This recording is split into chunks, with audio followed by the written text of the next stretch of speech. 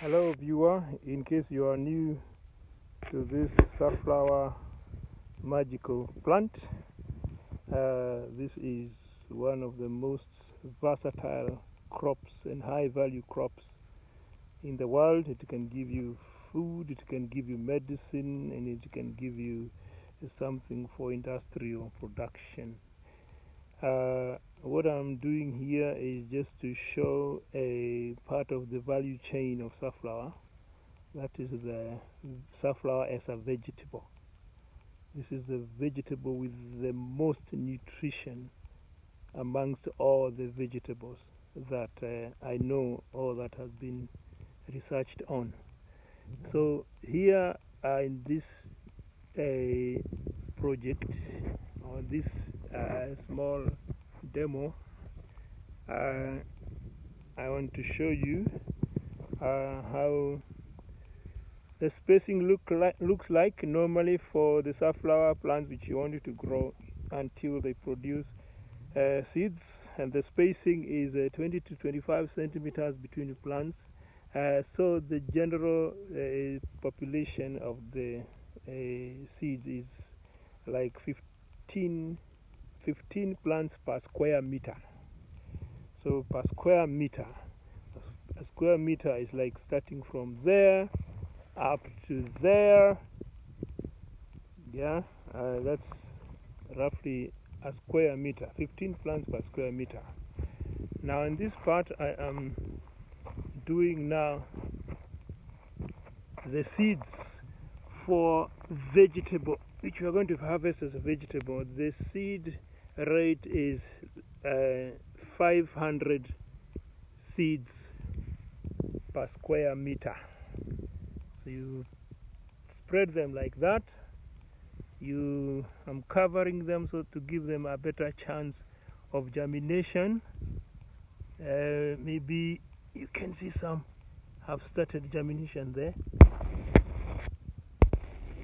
All these others are going to germinate. We've already soaked them with some manure, liquid manure made from mixing the kraal manure with water, leaving it to stay for a week. So all these are waiting to grow as into the safflower vegetable. Let me open up there. I think you can see it's doing quite a good job. And these are the seeds that after 40 to 50 days we will uproot all of them and make the safflower vegetable bunches, which I'm going to show you because I've already harvested some and I am dehydrating them. This is the complex where I'll be training farmers on medicinal plants and safflower farming. And this is my solar dehydrator. So after harvesting, uprooting the vegetables, the safflower vegetables, I'll bring them here and this is inside my solar dehydrator. Is a little bit untidy now. We were dehydrating safflower for animal fodder, and on this end up here it's really hot. Temperature here is 110 degrees Fahrenheit. These are the sample of some vegetables which I harvested from our Nutritional project. I put them in these plastics. Let me take this one here. When I packed it yesterday, it was lot number 15 and it weighed 107 grams. So after it dehydrates, I'm going to weigh again and see how much it will weigh. You can see now the water is coming out from these vegetables as they dry up. This is the way to preserve this safflower vegetable because it's very high in protein. The first research on this safflower vegetable we did in 2006, where we harvested the vegetables and sold to Choppies, the main the shopping chain of supermarket here in Botswana. And in 2006, after delivering these vegetables like the way people are preparing the spinach and rape, tying them in bundles and putting in the shelves, they would spoil in 3 days. And then we would be called to come and pick our vegetables to go and dispose, and of course we would not be paid.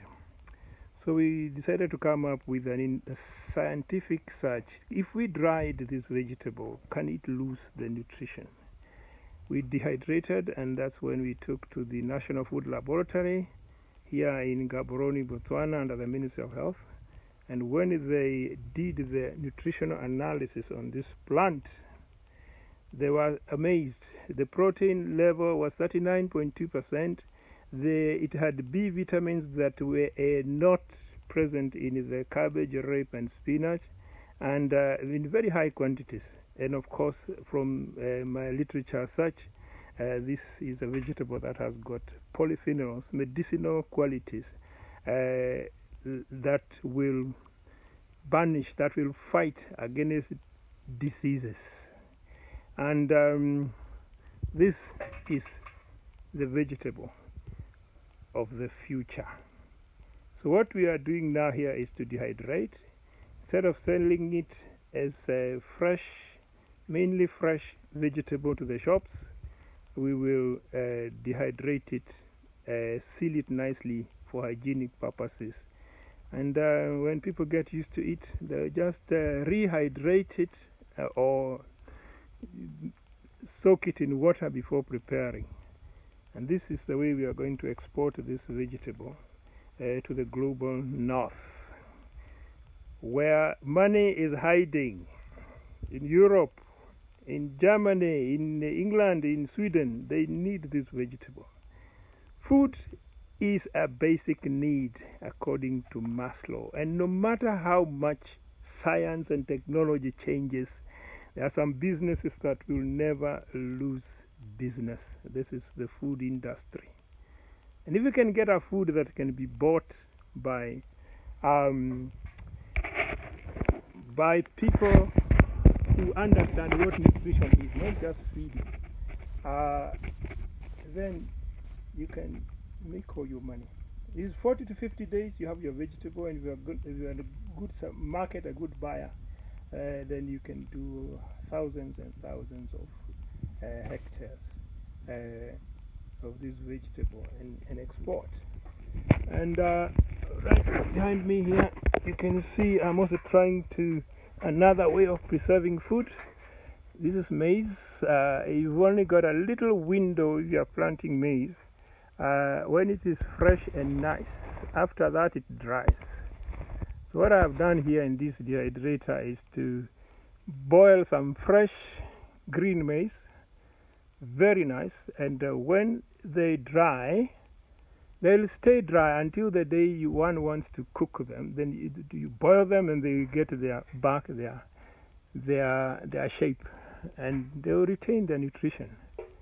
So this is Nelson Kiama Mwaniki reporting for Modern Occupational Health, Gaborone, Botswana.